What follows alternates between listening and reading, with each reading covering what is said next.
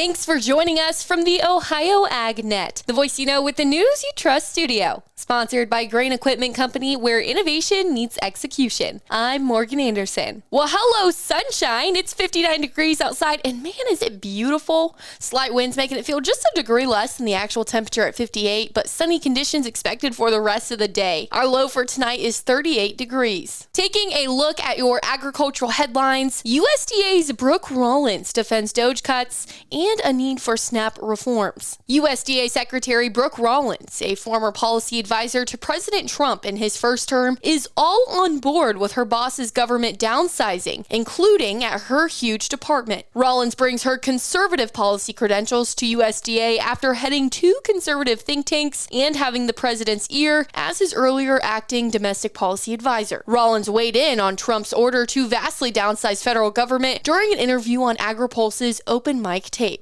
Let's tune in. Untold numbers of new people that have come to work for the government, the climate programs, the DEI programs. Just in the last 24 hours, we've canceled almost 100 DEI programs. But in the process, froze farm conservation and equipment contracts and targeted local farm-to-food programs with any diversity connection, all despite multiple court restraining orders. USDA told the Washington Post there's not a blanket freeze. And Rollins freed up $20 million last week for some EQIP, CSP, and ACEP contracts, and vowed more announcements. Rollins insists the goal is to redirect savings to farmers, not to upend vital services as USDA shrinks. The great people working in the local FSA offices and the other offices, those are the people that we will rely on the most to make sure that we're doing our job, that we're measuring our success. Meanwhile, Rollins has a new target in mind. The SNAP program, which is food stamps, has grown 30 to 40% just in the last 4 years. That's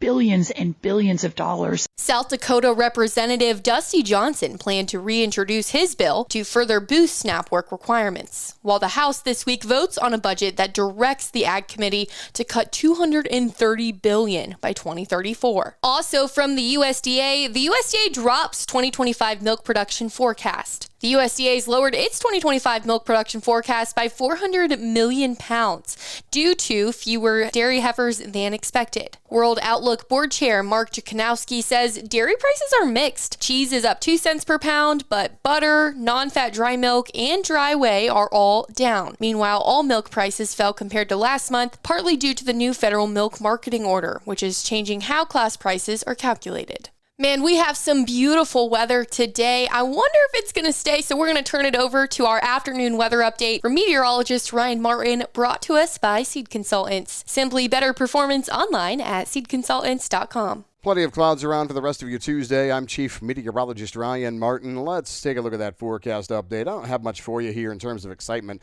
The clouds today may trigger a spit or a sprinkle in spots, but honestly, I don't think there's much going on for Tuesday.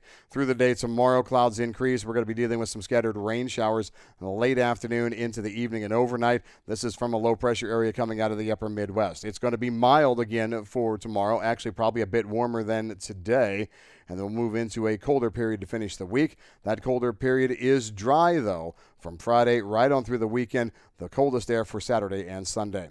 I'm Ryan Martin. Thanks, Ryan. Switching gears, Canada stocks avian flu vaccine as H5N1 found in U.S. rats. For the first time, the U.S. Department of Agriculture has confirmed the presence of H5N1 avian influenza in rats, raising fresh concerns about the virus's ability to spread among mammals. The infected black rats were found in Riverside County, California, near recent poultry outbreaks. This discovery comes amid broader concerns about avian flu transmission, with additional detections in a harbor seal, a fox, a bobcat, and a domestic cat. In response to the ongoing threat, the Public Health Agency of Canada has secured 500,000 doses of GSK's human vaccine against avian influenza to protect those at the highest risk of exposure. Canada's National Advisory Committee on Immunization has recommended targeted use for individuals with potential exposure, such as lab workers and those handling infected animals. Other countries, including the US, the EU, and the UK, have also stockpiled avian flu vaccines, with Finland already administering doses to high-risk workers. As always, you can find all of this and more when you head to our website, ocj.com. Now let's take a look at how the markets closed, brought to us by Seed Consultants. Simply better performance online at seedconsultants.com. March corn down 2 3/4 cents at 4.79 3/4. May corn down 2 3/4 cents at 4.94 1/4. December corn down 3/4 cents at 4.70. March beans up 2 1/4 at 10.31 1/4. May beans up 1 1/4 at 10.48 3/4. November beans down 3/4 cents at 10.51. March wheat down 6 1/4 at 5.72 3/4. July wheat down 5 3/4 at 6.02 1/4. September wheat down 5 3/4 at 6.17 1/2. February live cattle up 60 cents at 199.50. April live cattle up 62.5 cents at 195.72 1/2. June live cattle up 85 cents at 192.25. April lean hogs down 82.5 at 86.57 1/2. May lean hogs down 90 cents at $90.60. June lean hogs down 82.5 at 99.10. April feeder calves up $1.77 1/2 at 273.80. And March class 3 milk down 27 cents at 18.74. I'm Morgan Anderson, and this is the Ohio AgNet.